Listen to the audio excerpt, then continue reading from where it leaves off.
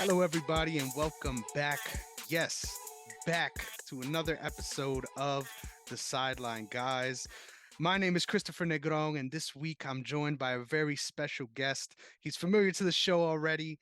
Uh, we're on our way. You know what I'm saying? I feel like every week I'm doing a show with the GOAT himself, Damian Adams. Thank you so much for joining me again this week. How's it going, man? I'm doing pretty good, man. Glad to be on the show. Yeah, I'm a big fan of you guys. So the fact that I get to come on and talk with you guys and talk some football makes the week a little bit better. So I'm glad to do it. Heck yeah, man. Thank you. And I love the range that we have too, the amount of topics we can cover. I'm sure I'm going to throw some rapid fire stuff in there just to keep you on your toes. A lot of stuff happened in boxing this week, MMA. There's so much to talk about, man. So, what a time to be Yeah, alive, right? for sure, for sure. And I love being kept on my toes, so I'm ready for Perfect, perfect. So let's it. start with the standings. As you know, every week we give our picks. So we're all about transparency here. I'm not trying to bury Derek, while he's not here. He can't defend himself.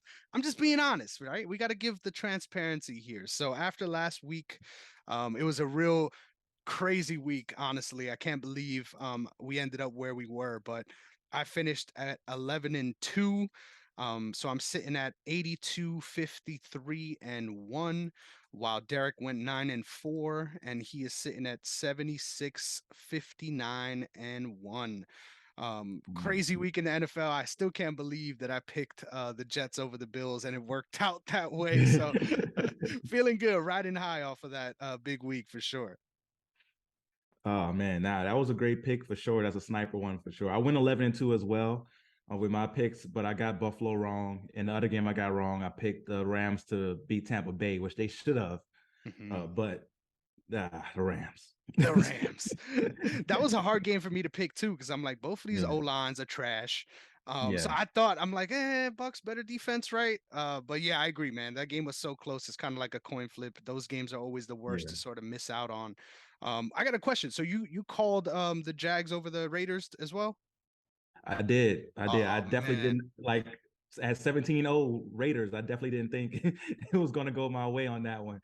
But, in classic Raiders fashion, they collapsed and they were able to come back. And third and three podcast, we got the under on that as we call it a par pay. But our parlay of the week, we put that on there as the 47 and a half. We got about a hook on that one for the under. Literally. That's so Yeah. dope, man. That's so dope. You love when those things play out that way, and then you look at the final Yeah. score, and it's like, damn, if I would have went any earlier, it would have been the struggle bus for sure. Yeah. So yeah, man. I think we don't usually go over last week's games too much in detail, but I thought it was only right since I have you on the show, and both of our teams were playing that we talk about that Monday night game, man. So I just want to start by saying I'm not trying to make this into a gloat fest, right? My Ravens won, but I think it's important to highlight what I thought was a lot of different moments in this game where you guys were literally a play away from really changing the way the fourth quarter went. And a couple of missed passes too. Like I felt like if your primary receivers are healthy and in there, like it's a much closer game than that final score suggests, man. So what were your thoughts on the Monday night game? Yeah, like you mentioned, our offense just missed a play here or there. There's a big touchdown to Callaway where it seemed like either Callaway was supposed to flatten out the route or maybe Dalton was supposed to throw it more to the corner in the end zone. And they had a miscommunication there. That was a big one. But honestly, our offense just left our defense out to dry. Our defense played decent in this game. I know that the Ravens were able to convert a lot of their third downs. When you have Lamar Jackson, it's hard to stop those third down conversions. But our defense did a decent job, made you guys work for most of your scores. But our eventually it got tired, right? Especially after Andy Dalton threw that bad interception where it got touched at the line of scrimmage. It was like, this is pretty much over now. Like this, we're not gonna be able to continue to stop this offense. So I felt like our defense played pretty decently, and they've been improving as the year went along. But our offense, man, I just don't get why we're still doing the anti Dalton thing. Like, I don't understand. Andy Dalton is supposed to be the safe pick. He's supposed to be the guy is not going to lose you the game. But I was here in person in Phoenix when we lost on Thursday night, and he threw that game away. The last night, it was not all his fault, but I feel like Jameis would have made some of those plays, those close plays you're talking about. I think Jameis makes those plays that Dalton didn't. Even though Jameis has the propensity maybe to turn the ball over, when you have him reined in, like we saw last year to start last year, you can get a really good Jameis Winston. I feel like we can get that version of Jameis Winston back. So I understand why we're doing the Andy Dalton thing, but our defense played well. Just after a while, they got tired playing against a physical team. Kenyon Drake killed it for my fantasy team. So they were out there balling, but our team just is really rough right now. But because our division is so trash, there's still hope. I love the optimism. I love the but, and it is so true, man. Literally one Yeah. win and you're right back at the top of that division. So yeah, the Mhm. season's not over yet. But I always feel a little weird about seasons like that, right? Like you're right on the Yeah, cusp, and like it's like, hey, we can make the run, but do we really want to? Like, can't we just go exactly. back down a little? So I feel you, yeah, man. I think the main takeaway for me for this one, and I got to do it with you on the show, man. Y'all must have forgot. Calais Campbell is a dog, man. He's a dog, and I even underestimated what we didn't have while he was out. And I was sort of saying, it's just about the young guys pulling together. But I think he really anchors that front four in a way that allows other guys to sort of play out of their comfort zone. And I think there was a lot of different times where we were able to do different things on defense, including sending Marcus Peters on blitzes and sending different guys at certain times, disguising certain blitzes even, that really let people like Justin Houston just eat. So He shout out to did, Calais man. Campbell, man. He didn't have the big numbers on the stat sheet, but every time I was looking, him and Roquan Smith were making plays, and seeing that new addition really come and single-handedly stop Alvin Kamara in the first half. Like if it wasn't for him making plays, you guys were 100% driving down the field. So felt good to see the trade working out well and the defense look alive again, right? Yeah, nah, your guys' defenses definitely looked really, really good. Roquan Smith, one thing that's really underrated in football, and it's a big part of it, but we don't talk about it enough, is being a good tackler. And that's something that you saw Roquan Smith. Like he's a great tackler. And with someone with Alvin Kamara in space, he's making people miss all the time. Roquan Smith right there to drag him down. Calais Campbell, maybe he's not getting the sacks anymore because he's getting a little older. But then boom, he's getting right there. He's tipping balls. He's making things happen. And he's a huge human being. I feel like his name is the most perfect name in the NFL for somebody his size. Calais just sounds like a huge person. So I feel like his name is perfect, and he definitely played a huge game. So your defense is starting to look better and better, and I love that move of getting Roquan Smith. Yeah, man, for sure. And the point you made about tackling, man, I agree. Like I feel like most of the time Kamara's able to get past those one defenders because it was literally Yeah. that entire first drive. It was one man to beat, and Roquan was able to Yeah. make those plays and really sort of set the tone for us defensively. But man, I don't hate on that final score. Like I feel like this game was a lot closer than the final score says it was, and I'm not just saying that because you're on the show. It was a fun one to watch. Yeah, But now all we right, were man. able to keep it competitive, but like I said, our offense just didn't do enough to really keep us in it. Yeah, for sure. And I think you guys got bright spots, right? You can't really be too upset. You see the potential with guys like Olave and being able to mix in Taysom Hill, doing Taysom Hill things whenever you guys get a chance. But I agree, Mhm. man. What is the status? Would you mind explaining? Because I'm not exactly sure. Are they just holding Jameis back at this point, trying to prevent further injury? What's the sort of status report there? So, to my understanding, he's ready to go. Like he's been dressed and been the backup for the past couple of weeks now. And I feel like Dennis Allen is saying we're going to go with the safer quote unquote option in Andy Dalton, which I don't understand. Once you dress Jameis Winston, you say he's good enough to be the quarterback if someone else gets hurt. He should be the starter. Like there's no because Taysom Hill is great in spurts, right? He had one big throw in the game, but for him, he can't really read defenses and make the audibles like other quarterbacks can. He's an amazing athlete. He can throw the ball when you tell him where to throw the ball at, right? If you tell him, hey, this player is going to be open, throw it here, he can make that throw. But once he has to process and make decisions, that's when you see the worst of Taysom Hill. So just have him do a throw every once in a while, but he's there to run people over and then do those things. So I think Jameis should be the starter. I don't get what Dennis Allen's doing with that, but to my understanding, it's because Dennis Allen wants Andy Dalton to be the starter. Yeah, that makes no sense, man. I felt the same way early on about the Mitch Trubisky Kenny Pickett battle.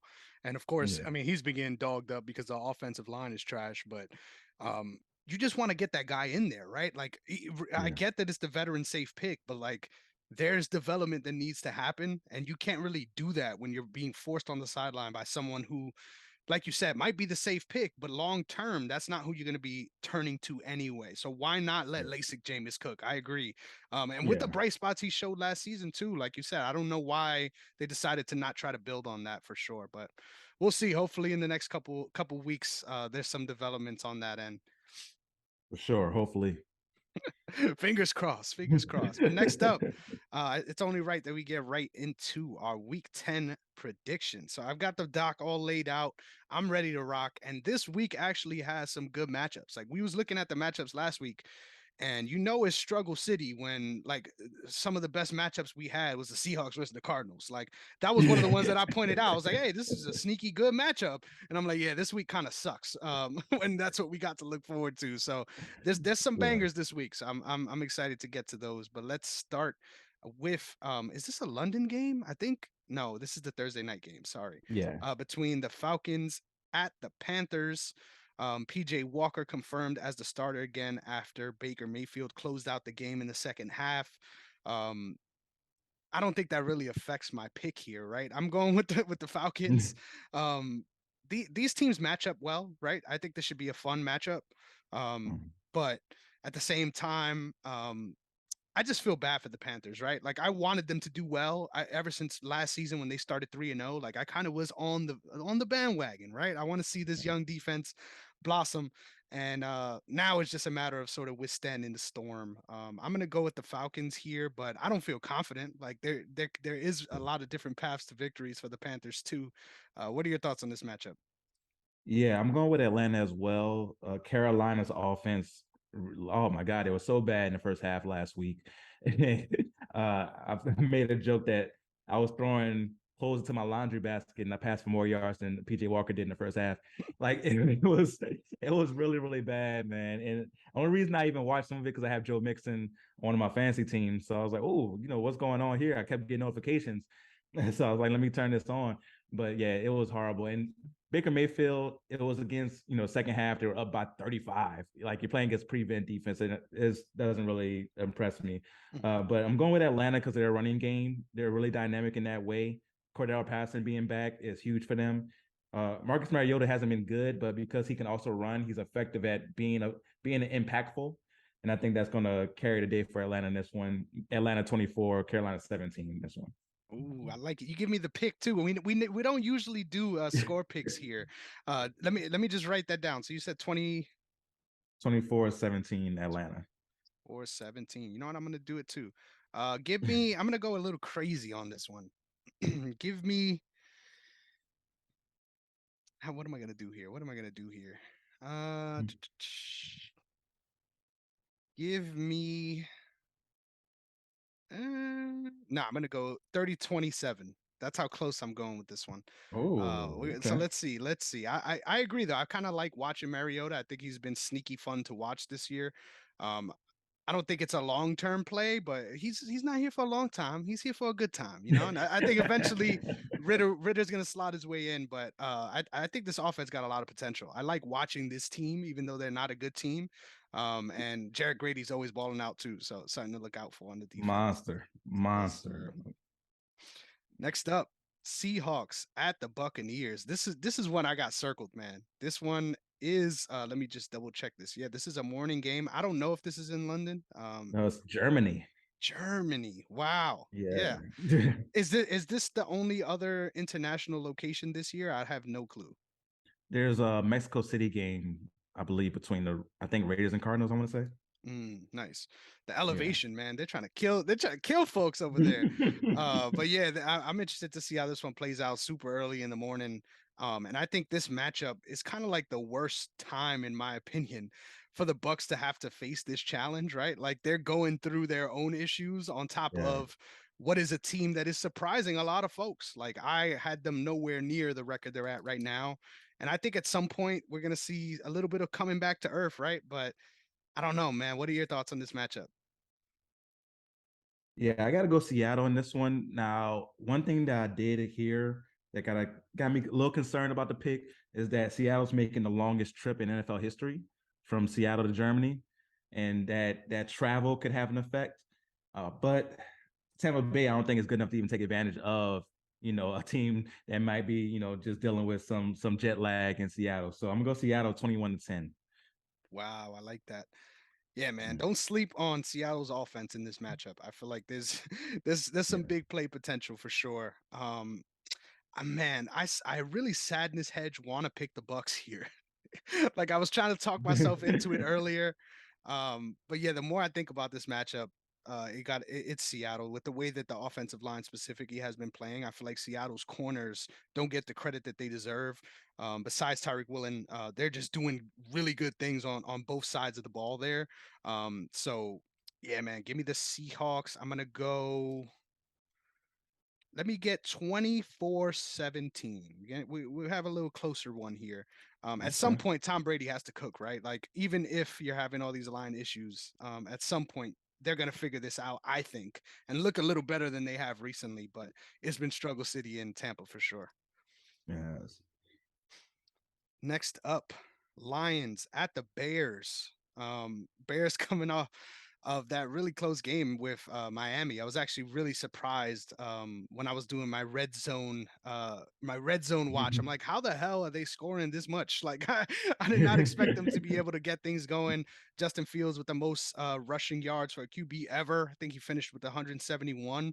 Um, Coming up against the Lions off of a big win against the Packers, right? I don't Yeah. think those that really means anything for their season, but that's a game that nobody circled them to win, right? So they got some momentum there. I'm gonna go with the Bears in this one. I think the running game and not being able to stop that is going to be an issue for the Lions. They're going to put up points, but I just feel like the Bears. I don't know what it is, but I'm going to pick the Bears in this one. I'm going to go. There's no way they end up in 35 points again, so I'm going to go Bears. Give me a weird score. 17-10.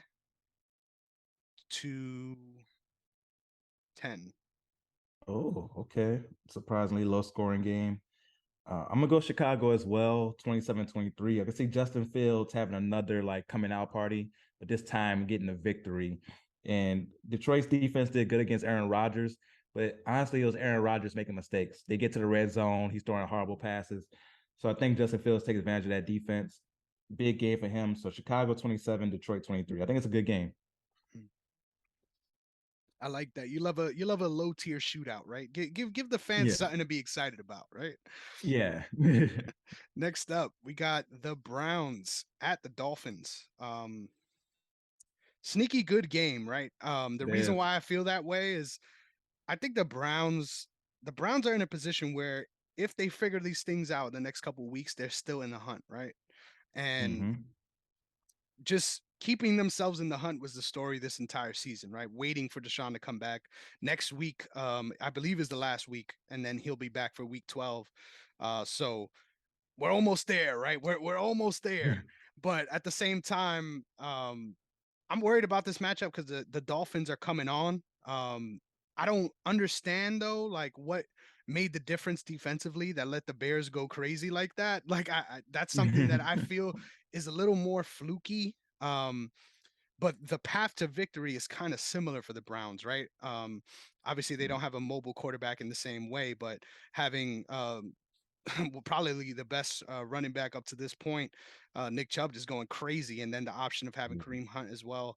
I like the Browns team. I like what they have to offer, and I'm still picking the Dolphins here. Give me the Dolphins in what I think should be a fun game. Give me 32-24.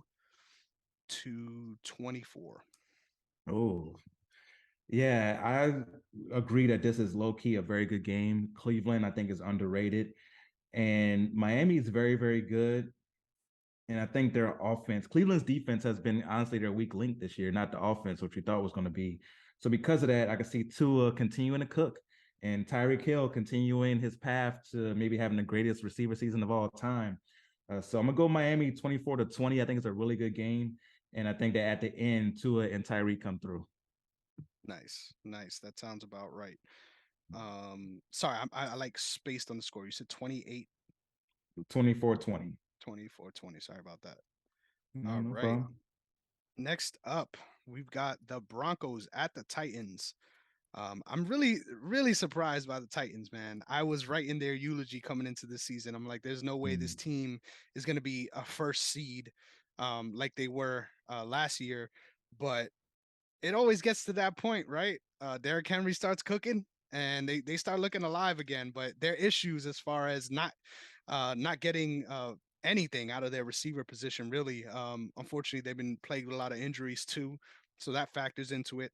Um, but at the same time, the Broncos team, like I will not for the rest of the season confidently ever pick the Broncos. Like I feel that no matter who they are facing, like I've seen such bad quarters out of them where it's like, am I really gonna count on this? Like even then they might collapse. So I don't know. I'm leaning towards the Titans here, especially at home. But I won't be surprised if Tannehill throws up some duds and the Broncos end up eking this one out too. So I'm gonna go. Give me 24-21. You going 24-21 Titans? Yep. I'm gonna go with the upset. I'm gonna go with the Denver Broncos in this one. I'm gonna go Denver 17-16. That Denver defense is for real. That offense has been horrible this year, but that defense is for real, and I can see them shutting down Tennessee enough to where their offense is able to squeak out a victory. So yeah, Denver 17-16. Spooky, spooky. I like it. I like it. This one right here, I'm hyped for, right? Because I think this is the point at which this teams are meeting is really going to tell us a lot about their run so far. We got the Vikings up against the Bills, in Buffalo. Uh, Obviously coming off of a tough one last week. I think a big part of that, something that I always think is important to mention. In the last 2 years, who are the teams that really beat the Bills? It's their division rivals, right? Even if Yeah. even if it isn't the teams that you think would, right? And just given the way the cornerbacks have been playing for the Jets as well, Sauce Gardner just going crazy on both ends. I mean, really defending everyone out there and literally at the end of every game making plays. Like he's someone Yeah. that I'm consistently looking out for just because of how much of an impact he has, let alone being a rookie, just as a defensive player. Speaks to what he's been able to do this season. But anyway, Vikings at the Bills. Um, I don't know what it is, man. I don't think I've ever been this unimpressed by a 7-1 team. Like, am I crazy Yeah. for feeling that way? Nah. Even when like the Commanders game, I that game should not have been that close. Of course, I love me some Heineke, so I celebrate when he's doing his thing out there. But at the same time, like I just feel like your offense is so good that you should never be in a position where you have to work from behind against teams like this. Like I think the Yeah. Commanders showed where they are as far as the sort of tier that they're in right now. Um, and man, I got this weird feeling like this team isn't for real, right? And that scares me in picking them, especially against such a good team as the Bills. But something that we were talking about in the Real Deal group is just how terrible Josh Allen has looked the last couple of weeks. And Yeah. this is something that we talk about on this show all the time. Like there's an annual Josh Allen's going to shit the bed for the next 3 weeks, and it's coming. And we don't know at what point of the season it's coming, but when it's there, everyone notices. Yeah. And I really can't put my finger on it either. Like I don't feel like it's a confidence issue. He may be a little banged up. There was a couple times I saw him looking at his right hand, which is obviously his throwing arm. So Yeah. you don't want to see that as a fan. And they're still waiting on the injury status update for him for Yeah. this week. So I don't know exactly what's going on there. And all of that sort of affects my pick, man. I really want to go with the Vikings here, but I just can't. I can't trust them at this point. Mhm. I'm gonna go Bills. I keep putting 24 in here, so let me mix this up. I'm gonna go Bills 27-20. Okay. Yeah, this one is tough because, like you said, Josh Allen, we don't know if the injury is for real. If he's out there, I'm taking Buffalo. I'm with you. I don't trust Minnesota. Their 7-1 seems like the most fraudulent 7-1 I've ever seen. I don't care how much jewelry you put on Kirk Cousins and have him dancing shirtless on a plane. Like I'm still not trusting it. I'm going with Buffalo. I do think it's gonna be a close game. But I'm gonna go Buffalo 24-17 in this one. You like that? Let's do it. Uh, 20, all right. All right. So next up, Texans at the Giants. About time Giants got an easy game on the schedule, right? I swear, I feel like this team has Yeah, been, I mean, getting upset wins, of course, early on in the season, but yeah. I just feel like they've played a lot of their toughest competition and got it behind them. So there's no way you pick the Texans here, even though I sneaky like the Texans, man. I like Lovey. And they They always got seem to talent. surprise. Yeah, they definitely got talent. Damian Pierce is a dog. And I don't know, man. The sign that we talk about every week. I was this close early on in the year to upgrading Davis Mills from General Mills to just the General. And now I can't make that jump just yet, but I want to. Like I wanna love Yeah. this team. And I feel like they're gonna turn the corner within the next couple of years. Like I don't think we're so far away. But I don't think they come on top of this one. I'm gonna go give me Giants 21-14. Yeah, I think this is going to be a weird game. I mentioned that talent that the Texans have. I think they're going to be able to keep this close and I muck it can't up, if hear you you, will. brother. Sorry about that. Uh, I don't know what's can you going hear me on. Let's now? see. This is what happens. Live production, people. This is how we going. We just got to keep it rolling. It's all good, you know. It's all good. um, uh, Dayball can you needs hear to me figure now? it out. I don't know. I don't know what's going on here. I don't know what's the specifics. But we're gonna here. At this point, I'm just gonna pause it. We'll be right back. So Texans Giants. I already told you guys I'm going with the Giants. What are your thoughts on this matchup? I think this one's going to be a weird game. I mentioned earlier how the Texans do have talent on that squad, and the Giants, they are a good team, but they tend to win close. That's what they do. They play good situational football. So I'm going with a weird score. I'm going Giants 18, Texans 13. A weird one. I like it. I like it. You got to shoot your shot. Every week has one, right? Like every Yeah. week has one. So you might as well. I like it. I like it. Um, Next up, Jaguars at the Chiefs. This is another team that I really wanted to do well this season, right? I was looking forward to seeing how they look under Doug Peterson, and I still think they haven't showed their true potential, right?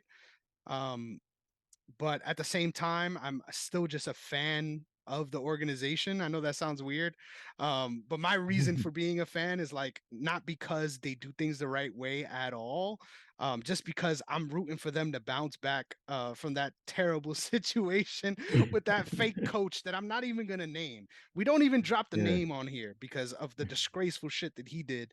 Um, Yeah. but yeah, there's no reason for me to feel that they're going to be able to beat the Chiefs, especially on the road. But the Chiefs didn't look too stellar against the Titans either.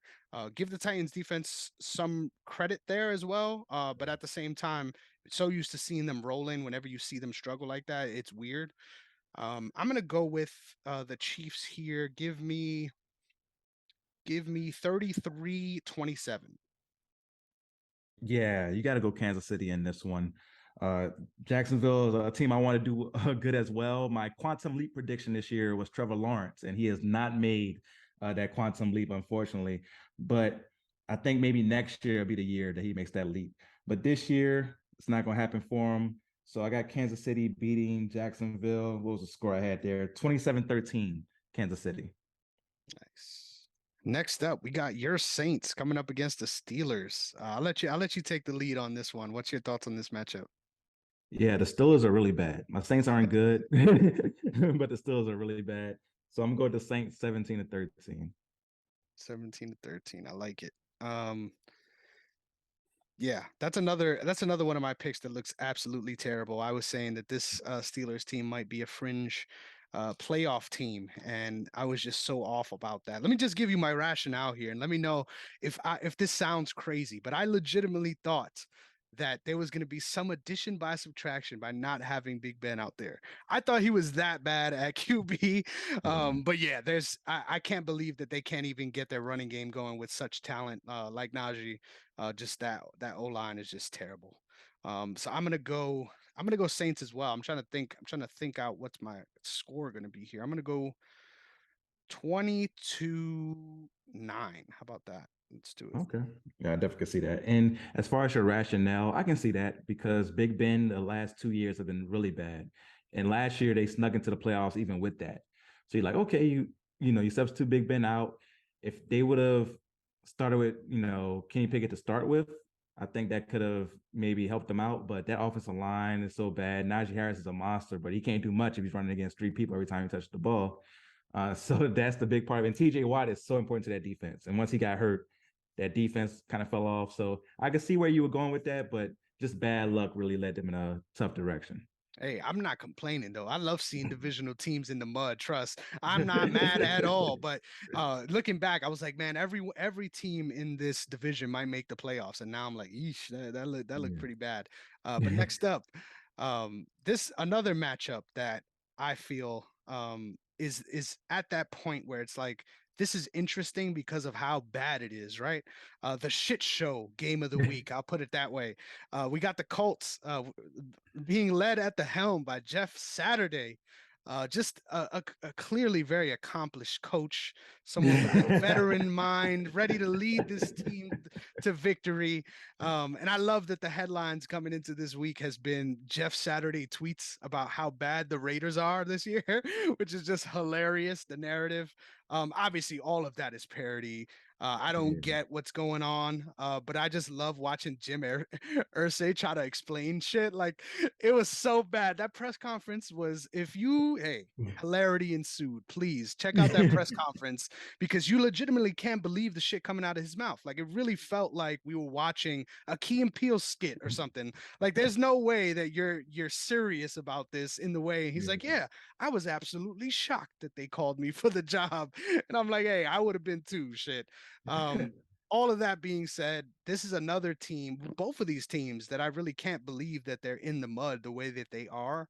Yeah. Um, I came into this very confident that I was going to pick the Raiders, and I still don't feel good about it, right? Like I Yeah. feel like they could be up and then just shit the bed again. They're a first half team, and the Colts are a no half team at the moment. I just want to say something that has been sneaky good about the Colts is their receivers. Like shout out Paris Campbell doing his damn thing. And if they didn't have a couple injuries too, I feel like they could have done a little bit more on that side of the ball. But again, um, just two teams that I can't believe this is the state of the situation. I'm gonna go Raiders, and my score here is gonna be wonky. I'm gonna go 17-9. Okay. Yeah. I see a wonky score as well. I'm gonna go Colts though, just because I don't trust the Raiders at all. And the Colts do have a good defense. So I'm gonna go Colts 13-12. Ooh, I like that. I like that. These random scores, it's so fun because I'm like, right before I say them, I'm like, is that even possible? Like that's why I keep going. I'm like 17, 32. I'm like, let me stay with what I know is real. But Yeah. yeah, throw a safety in there and we're in business. We could end up with any score. So next up, Cardinals at the Rams. I feel like last year when I was watching this matchup, right?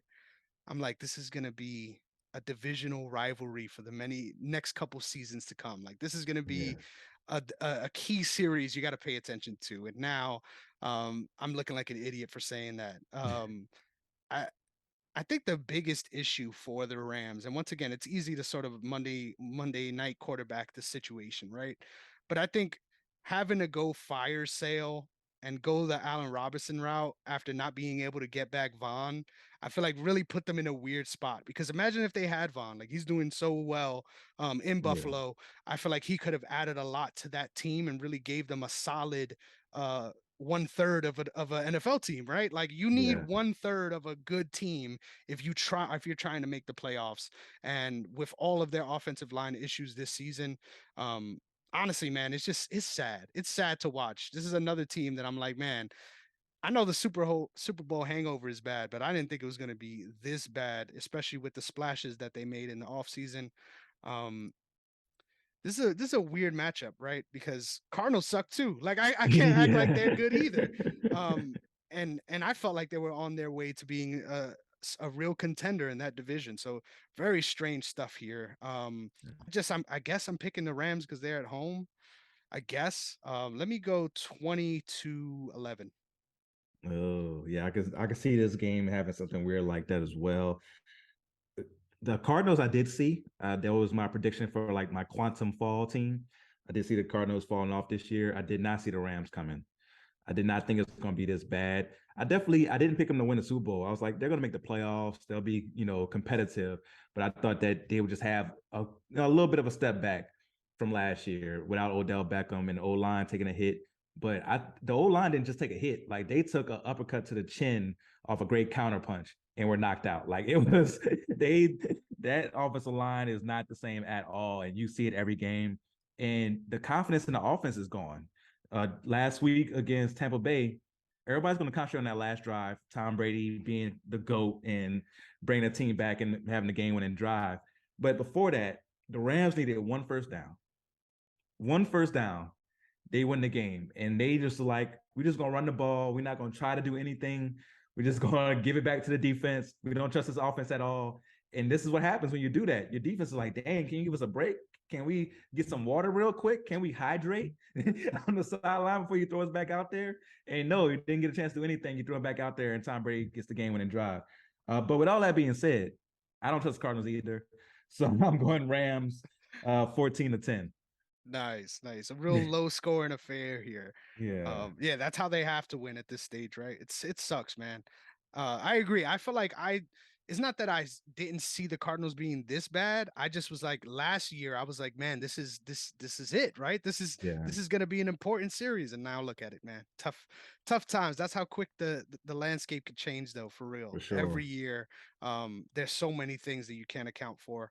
And shit, our pick records this year speaks to that. Both of us are at a worse record than we were last year at this point of the season. So looking to keep getting these picks right? That's what we're here for. Next up, Cowboys at the Packers. This is real easy for me, right? This is real easy for me. I'm going Cowboys 21-7. Oh, I'm going 28-17. I think that they squeeze out some more points, but still Dallas pretty easily. Yeah, man. I wasn't all in on the Aaron Rodgers hate, but I feel like hearing you talk about the tantrums and everything, like you convinced me. Like, this team is dead. I kept trying to pump life into them all. I'm like, the division's bad. It's just the Vikings, but yeah, they're not getting out that hole for sure. I like it. Next pick. Chargers at the Niners. This is also a fun game. The Bosa Bash. The Bosa Bash. Even though, of course, injuries are fucking that up a little bit. Where do I even start here? I don't trust the Chargers either. Like, let's get that. Let's come clean, right? But I have Austin Eckler on my fantasy team, so this is a team that I pay attention to regularly, right? I don't know what the situation is with Justin Herbert. I feel like he's not fully healthy yet. The only reason I feel that way is just because I feel like there's been a big shift in their offense after he had that rib injury. And I don't mind it, right? Your running back is on a historic tear. You keep going to him, right? But at the same time, I just feel like there's been so many. I mean, Keenan Allen being out is also a big factor too. But I just feel like having an offense where you're dinking and diming and making big yardage plays because you have that kind of back. But that wasn't the offense we were expecting coming into the season from this team. Sort of working with what they have to deal with. But I really like what I saw of the Niners, man. I think Christian McCaffrey adds a lot to that offense. I really like the fit, something that we talked about on your show. But I still don't trust them either, right? Like, these are both teams where, like, they can easily catch a L any week, and I'm like, that makes sense. Like, at the state at which they're in, Jimmy G is always another guy that we're sort of waiting to see when he's gonna take a hard drop off the cliff and remind us why. There's a page on Twitter that's dedicated to drawing a picture of Jimmy G every day until he gets traded. And it's day, I think, 240 or something like that right now. So there's a reason for that. There's a reason for that. But yeah, the fact that he hasn't got traded and they are doing that is actually pretty funny. They're like, they redo like movie posters and all kinds of stuff. It's great. Check it out. But I say all that to say I'm going with the Niners here, but I don't like it. Give me the Niners. Do I go high? Yeah, give me the Niners 28-21. Yeah, I'm right there with you. The Chargers run defense still isn't good. And if the 49ers could do one thing, is they run that rock. And because of that, I'm going to go San Francisco 27-20. Nice, nice. Niners 27, 20. And now our Monday night game, Commanders at the Eagles. I think the Eagles stay undefeated here. Mhm. Um, but divisional games are always weird, right? I feel like Yeah. that's an asterisk you have to throw in there. And they looked to be pretty competent, even though the Vikings were also shit in the bed last week. But yeah, man, I would never pick against the Eagles here. Shout out Derek. I think Eagles. I'm gonna go big on this one. Give me 37 to 24. Oh, okay. I'm gonna go Eagles as well, 27-14. Like you said, divisional rivalry could be tricky, but the Eagles are just a much better team. For sure, man, for sure. And that's all we've got for week 10. Dude, that was a whirlwind. Like I said, I never felt more unconfident in what I'm saying. I'm like, I'm giving these numbers out. I'm like, what this does the math ain't mathing, folks. But yeah, I like it. You gotta mix things up every now and then, and I appreciate that challenge you gave me this week. But speaking of challenges, I gotta start you off. There's no heads up on this, there's no rundown.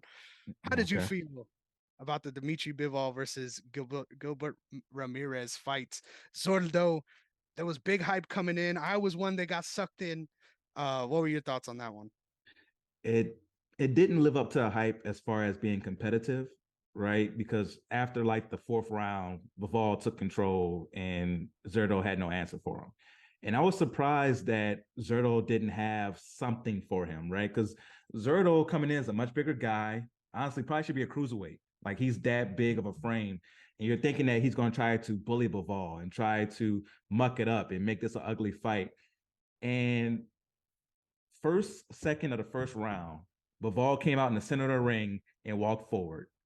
And at that moment, I was like, Zero not winning this fight. At that moment, he stepped in the middle of that ring and walked forward, and Zerto was backing up, trying to jab. I'm like, I'm like, come on, Zerto. Like, your chance in this fight was to march forward and try to bully and beat down Bivol and make it to where Bivol had to brawl to get out of it. But you let Bivol beat a boxer. And when there's not too many people that I can think of who can box on that level with Bivol, especially not in that division. So when you let him be the one that's initiating the action, you have no shot. You have no shot. And Zerto had no shot. And Zerto's resume, even though he was 44 and 0, was light. It was a light 44 and 0, right? He didn't have the biggest names there, but I still thought he was going to make it a fight, and he didn't do that. So I was disappointed in Zerto, but I was impressed in Bivol. And Bivol just continues to show like his very disciplined style. Like that's what my main reaction. You can tell if a fighter is disciplined or undisciplined by what they do in the ring. And like a fighter like Adrian Broner, for example, very undisciplined outside the ring, and eventually that caught up to him in the ring. But Vol is very, very, very disciplined, and you see that in the ring in his style. He's not going to make mistakes. You're going to have to beat him. He's not going to beat himself, and that's what you saw. Zerto was trying to wait for the mistake to happen. That's not going to happen. You have to force it on Bivol, and he didn't do that. Yeah, man, I couldn't agree with you more. That was exactly what I said to Courtney when I was on his show, man. I'm like, the only way that Zerto makes this a fight is if he's Mm. willing to take two to give one and really get in Yeah, his face. And I agree, man. I don't want to shit on Zerto too much because I think this fight really spoke more so to me about how good Bivol is. yeah, I mean, obviously the casuals got woken up with the fight against Canelo, but at the same time, I feel like I didn't expect him to be able to like you said, pressure Zerto early, put him on the back foot, land big combinations, and then yeah. step his foot off the gas. Like it's kind of a mind fuck, right? Like you see someone come out that hard, show that they can do it, and then it's like, all right, well, now you know I can. Let's see what you try to do after that. And I Yeah, think there was no a Damian Adamsism. There was no counters to the counters. Once you started making yeah. those adjustments, um, there was nothing he could do. And I'm a big fan of Bivol. I think the commentators got it right on this part in saying that he is 100% up there on the pound for pound discussion. Um, my only issue is obviously the better BF fight is the one, right? It's the one we Yeah. need. But besides that, what is there, right? Like I feel like there's nothing big besides that fight. And given how boxing is, I got this stinking suspicion it might take a little longer than we think to make that fight. Obviously, Caleb Yeah. Plant looking good, but he just got booked as well. So, who would you think besides Better BF could be a potential opponent for Bivol? And where does this division go from here? So Better BF, I believe, is fighting Anthony Yard at the beginning of next year. So I think that's going to postpone the Better BF Bivol. Just the timing of it, along with like you talked about the politics of boxing, I think that's going to happen at the earliest late next year. So Bivol, there's a lot of money to be made in a Canelo rematch. So I think that's what's going to happen. Canelo's going to want a chance to try to redeem himself. But honestly, if I'm Canelo's team, I'm not telling him to his face that he can't do it, but I'm just like whispering it, like, hey, maybe you just want to take on some other guys at 168. Maybe you want to go down to 160 and become undisputed at middleweight. Maybe you want to take on that challenge. But 175 is a little different, especially against guys like Bivol and Better BF. So hopefully we see Bivol, Better BF. Another fight is maybe Joshua Botsy. It's another one that's out there. I know that Eddie Hearn was trying to get Botsy for this fight, but it was the mandatory was made by WBA for Zerto, which I'm glad Zerto finally got a shot because he's been calling out champions for a long time. But Joshua Botsy is another one that's out there that could be a really good fight there. Light heavyweight really doesn't have that many. Maybe if he's only been in division for a little bit, but since he moved up from 168, he's been looking really, really good. Caleb Smith, like he moved to 175 and has been knocking people out, like out cold. So if you maybe he needs another fight or two to really prove that he deserves it, but he's somebody who can be throwing that conversation because he's a former champion at 168 and has been looking dynamite at 175. So I think Caleb Smith, Botsy, and Better BF are the main three at 175, but I could see the Canelo rematch being the first one that Bivol gets made for next year. For sure. And given everything you just said right now, it just instantly made me sad because I'm like, damn, you're right. He's gonna lose. Triple G's gonna lose again, isn't he? And I want him to win.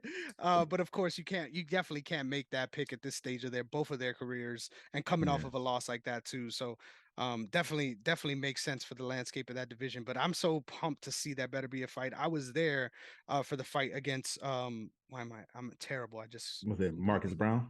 no, no, no. Where where he got the belts recently against Oh, Joe Smith. yes, thank you.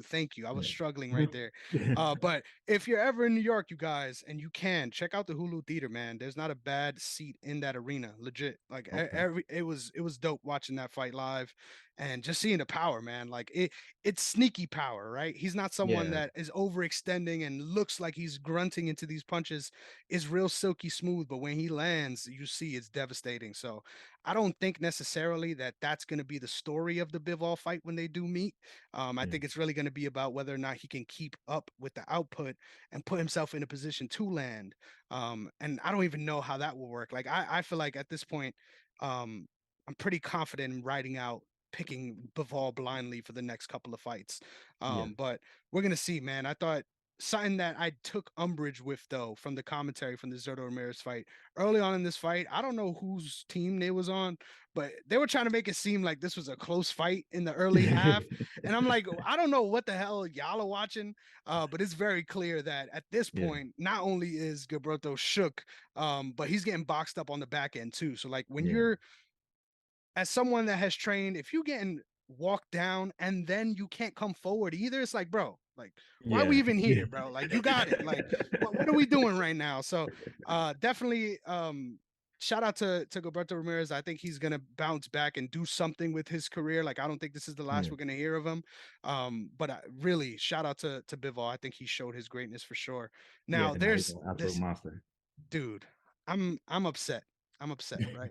Because it was pretty obvious the way this was all going to shake out, right? It's old news at this point that Terrence Crawford and Errol Spence are not going to be lined up to fight because Terrence Crawford signed with BLK Prime to Yeah. fight Avanesian. Now, coming off of the situation with Top Rank, right? It kind of makes sense. You're suing your old promoter for racism. You're in a sour spot. You would think you're trying to find your way to the bread, right? And I respect that. At this point of your Yeah. career, you should be doing that. At any point of your career, that's your primary motive. But Yeah. this to me screams like a going out of business party, right? Like this is the I don't see BLK Prime becoming a player in the landscape of Yeah. boxing. I think this is some rich dude had some money to spend and they're praying that they make it back. And I don't Yeah. think they will. If you're paying big money for this matchup specifically, I don't know where you think you're getting that money back from.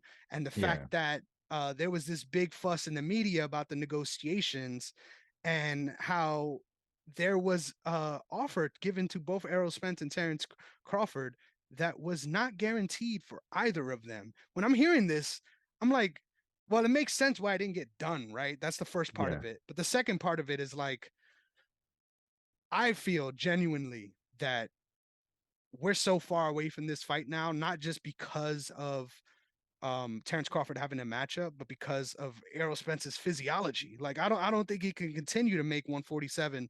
I was surprised he even made the jump back after his accident to 147, Yeah. considering how serious that was. What are your thoughts on the way this whole thing unfolded and like what's the plan here? Because I don't get it. Yeah. I don't know honestly what's happening there. And I keep saying that I understand the boxers looking out for themselves because you have to look out for yourself in this sport that's so dangerous. You have to look out for yourself in making that money. But when it comes to the promoters, the platforms, they should be looking out for the sport. They should want the sport to thrive. And when you're not making these fights happen because you can't agree on what platform is going to be on, you can't agree on being transparent with the fees, you can't guarantee a set amount of money for Errol Spence versus Terrence Crawford. This is could be 1-2 pound for pound rankings right here. You can't guarantee a fee like that's crazy to me. It's so crazy to me they couldn't guarantee that and make that happen. And it seems like there's something behind the scenes that we don't know about as far as maybe Al Hyman having something against Terrence Crawford.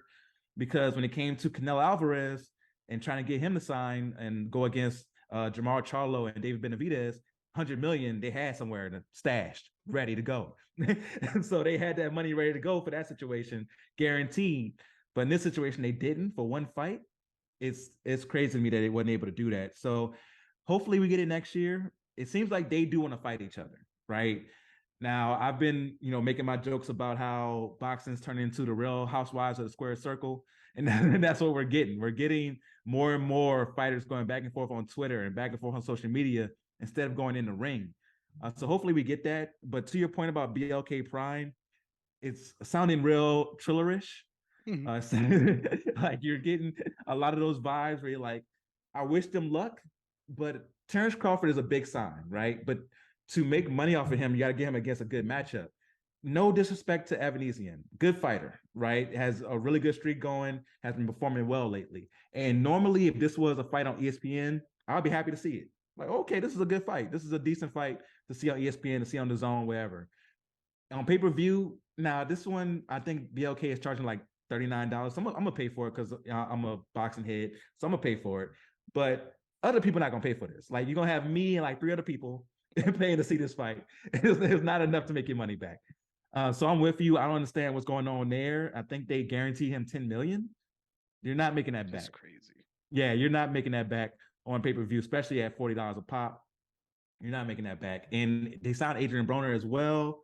We just talked about him, how undisciplined he is, and how he's at, just this weird stage in his career to a 3-fight deal. And you're just kind of banking on him being popular. He doesn't have that anymore. Like that's out the window where you're like, oh, Adrian Broner, sign me up, I'm gonna watch. That's out of the window. So I don't know what they're trying to do. And the BLK, I guess that stands for Black Prime. And you're trying to get, I guess, all the black fighters, but you got to expand beyond that. You got to expand beyond that to be successful, and it's just not going to happen in that way. So hopefully we get it next year. I don't think either fighter was ducking each other. I truly think it was the promoters and the platforms making this not happen. Get these guys guaranteed money because they deserve it for this type of fight. Because Errol Spence can sell, right? We saw that with him against Mike Garcia, him against Sean Porter, him against Danny Garcia. We've seen him do that. Terrence Crawford is a big enough name where you put those two together, you have a fight that can get you probably 300,000, 400,000 pay-per-view sales, and you can make a bunch of money at the gate because that's a type of fight that someone like you, someone like me would travel to go see. So that's something that you want to like. You can hear my frustration, man. I'm getting mad. Like, just hopefully they can make the fight happen. But BLK Prime, I just don't get what they're trying to do.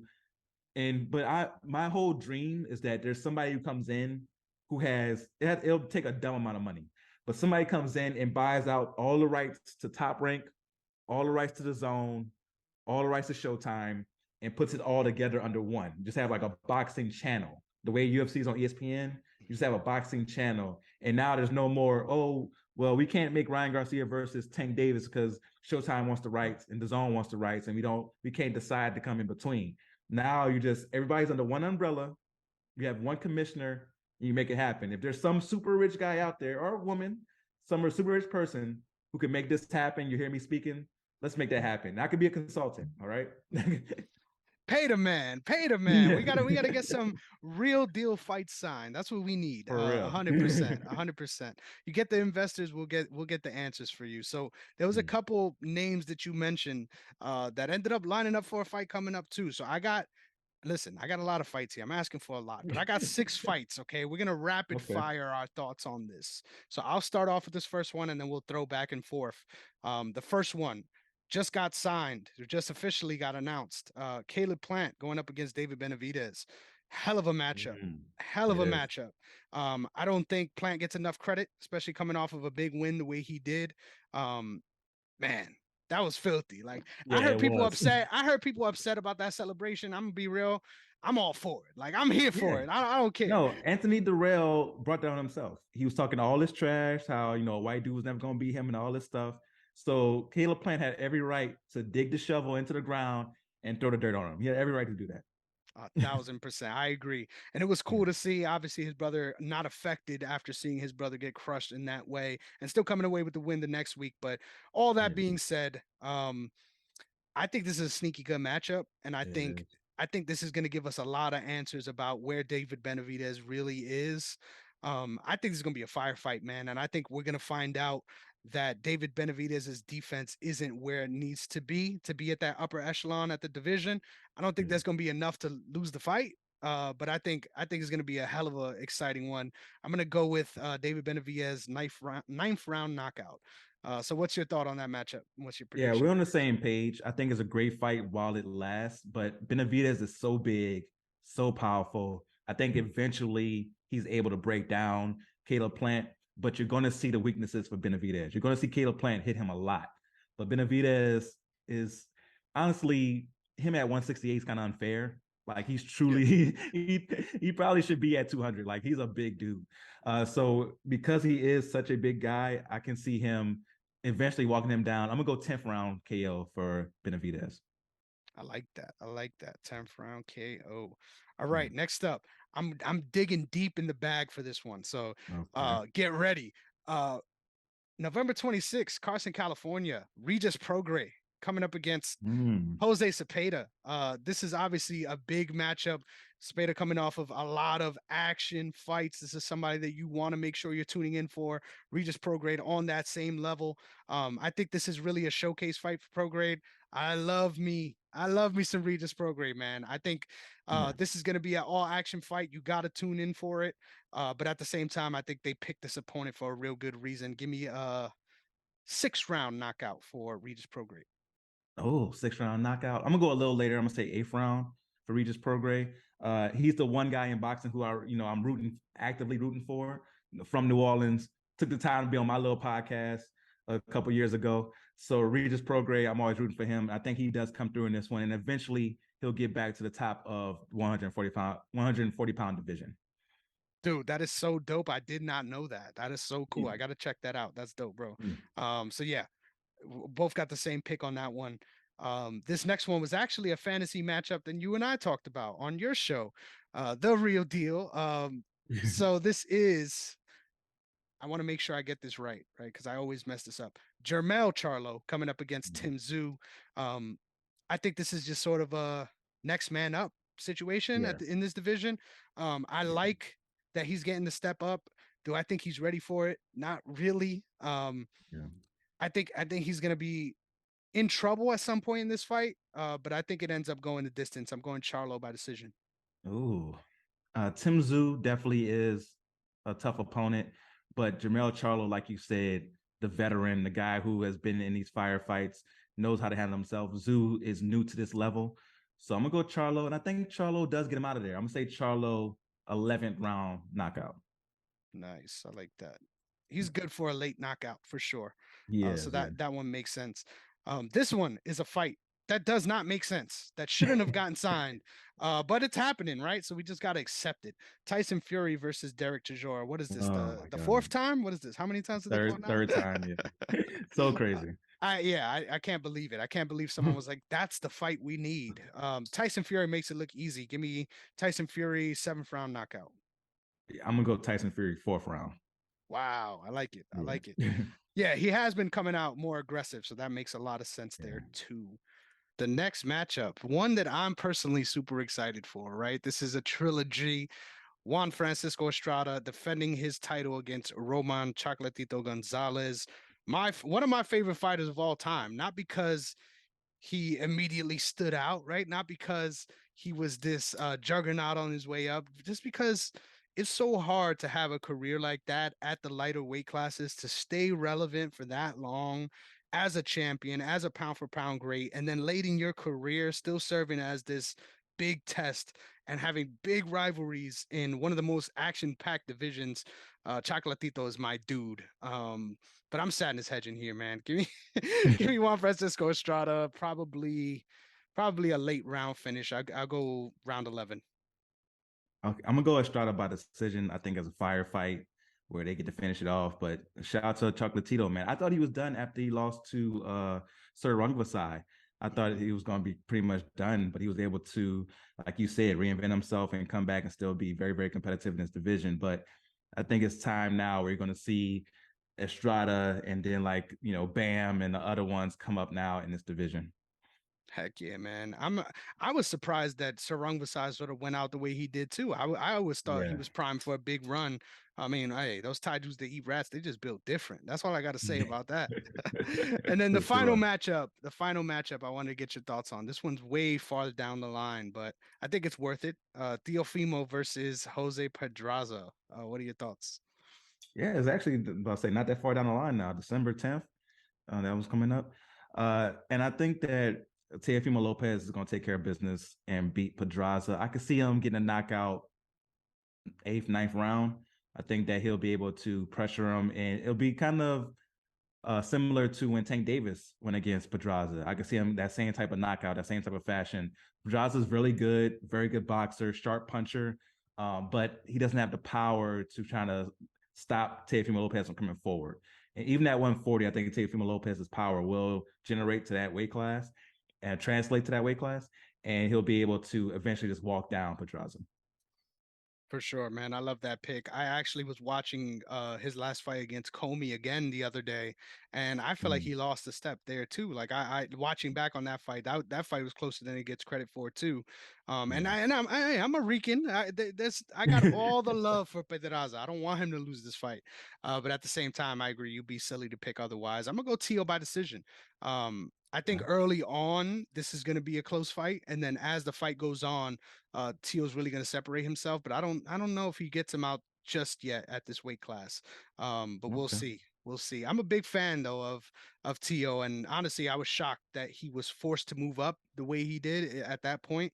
Yeah. But I'm excited to see how he looks in that weight class later on down the line. So before we get out of here, is there anything else in boxing that you're looking forward to that I missed out on that I didn't touch on here with the little smorgasbord I threw together?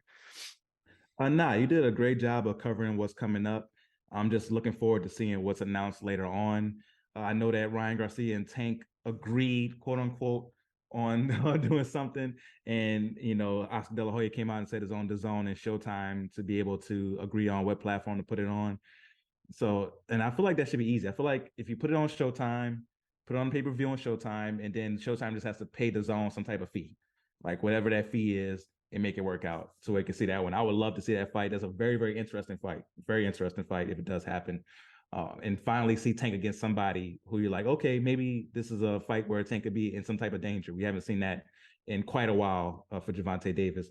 But outside of that, I'm just looking forward to seeing what actually happens, and hopefully they take the women's lead. right? I've been saying that the women have been making the fights happen, right? We got Clarissa Shields versus Savannah Marshall and Alicia Baumgartner versus Michaela Mayer on the same night, on the same card. That's some UFC type stuff. And we got that in boxing because the women made it happen. So I just hope the men can take from that and make these fights happen because eventually you're going to start losing. You're already losing casual fans of UFC. You're going to start losing the diehards like myself, like you, because you're not making these fights happen. And when you start losing us, the sport's going to die off eventually. For sure, man. I feel like it's so strange. I feel like the history of boxing, there's so much more. Like it's a different crowd. Like you go to a UFC Yeah. card, and I'm gonna admit I stick out in a UFC card, and I'm barely noticeable that I'm Puerto Rican. I'm white passing. That's how many. Yeah. Respectfully, there is a huge lack of minority presence in MMA fandom at the moment, and to Yeah. see like. I feel like what's keeping boxing is alive is the old Spanish heads. And I bring this up too because recently I was in I was at the mechanics and something always goes wrong. So you gotta get your tune-ups and everyone that works in the mechanic I go to is Mexican. I love my dogs. Please shout out to the boys. Go over there to Third Ave and get yourself a tune-up right there by the hospital. But while I was there, they were talking about how collectively they all bet over $1,000 on Benavides. I'm like, man, y'all are just I mean, Ramirez, sorry, not Benavidez, sorry, on Ramirez. Gilberto Ramirez. And I'm like, Yeah. man, y'all are ride or die. Y'all don't give a fuck. Like, we just pulling these triggers. Like, it don't matter who it is. As long as we got that love, we showing up. And I Yeah. think that's what's keeping boxing alive at the moment. I agree wholeheartedly, man. And there was something else you said that I wanted to touch on. Um, when it comes to that Tank versus Ryan Garcia fight, I'm a fan of, like you said, we need to get these matchups done ASAP. You see Ryan Garcia talking shit to Jake Paul. I'm like, please don't go down this route. This is not the route. We already saw the video with y'all throwing punches and joking around with each other, and now we got beef. Come on, bro. We Yeah. smell the setup coming. But Yeah. at the same time, I feel like Javante Davis doesn't get enough credit for his boxing skills, and I feel like Yeah. in that matchup, um, that everyone's going to be talking about Tank's power, but I think the boxing skills is what really gets it done for him in that matchup and really picks apart Ryan Garcia at range despite being the smaller guy. So something to look out for if that matchup does end up getting put together. Dude, thank you so much. This is a whirlwind, right? We went Yeah. full week 10 and then went deep into boxing. Not many people could go as deep as we just did, so I appreciate that. Please let the people know where they could find you for all your analysis on so many dope sports. Thank you so much for having me on, man. I always appreciate the love, and that's reciprocated as well to both you and Derek for sure. You can find me on social media at the Real Deal WDA. That's on all social media platforms. I'm usually dropping some type of content each and every day. It's a video, just a post, something to keep you going as far as with the sports. It could be a recap of a basketball game. It could be my analysis on a boxing match, whatever, football. You're getting something. So I'm a good follow. Go ahead and check me out. My podcast is called The Real Deal with Damian Adams. On that podcast, I talk NFL, NBA, and boxing. My man Chris has become a regular on The Real Deal with Damian Adams. He'll probably be back for week 12. We try to do our three-quarter-ish review of the NFL season. I'll get him back on in if our schedules line up to do that. My other podcast, is Third and Three podcast. That's live on Facebook every Wednesday night. I do along with Nikki Jess and Jason Fearman. That's a football podcast. It's done on Wednesday, so that one primarily is previewing the following week coming up. And we do a great job of doing that. A lot of laughs, a lot of knowledge dropped in that one. And I do two for GSMC. So Golden State Media Concepts. I do the GSMC Boxing Podcast and the GSMC Basketball Podcast as well. So the way I always say it, the way to keep your cholesterol low and to stay healthy, stay looking young, listen to my podcast. That's how you do it. It's about the 3 Ps: the Peloton, the Pilates, and the podcast. All right. So if you listen to my podcast, you listen to the Sideline Guys, you listen to MMA Archive, you'll stay young, you'll stay stress-free, and you'll live a long time. So go ahead and do that for yourself. All right. Man, fuck Jeff Saturday. We need Damian Adams in these sidelines, man. I'm ready to run through a wall, bro. I love it. The alliteration, he just always delivers, man. Thank you so much for coming on. This was a dope show, a blast. I can't believe we're already 2 hours in. Doesn't feel like it at all. So really appreciate it once again. You can find my stuff at Negron MMA on Twitter. Got another episode of the MMA Archive dropping on Thursday. And listen to this. Listen to this. Listen to these names. Carlos Newton, Dan Henderson, Chuck Liddell, all make their debut on the same card. That's UFC 17, and that's what I'm reviewing this Oh, Thursday. So check it out. You're not gonna want to miss that one. There's a lot of big fights. Mark Coleman is also fighting Pete Williams on that one. So just so many big names that are players in these divisions moving forward. So check that out. And you could also, well, most importantly, make sure you follow the brand at OTS Media Co. on all platforms, as well as OTS Media on YouTube. And just like that, we're all done. Thank you so much, you guys, for tuning in. As always, we really appreciate the love. And it's what keeps us going, right? All these little things that may be insignificant to you, they mean a lot to your creators, right? So make sure you sure. support the guys that you're listening to. And as always, we'll catch you guys next time. Peace. Peace.